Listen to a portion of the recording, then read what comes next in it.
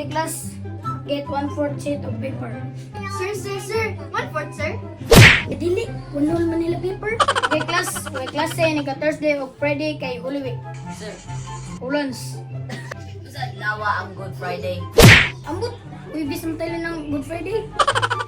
Okay, class. Science is our lesson for today. So, what is science? Sir! Sir, science is our lesson for today. Okay, class. Kung kisay makauna og answer sa akong question, may makauna ulit.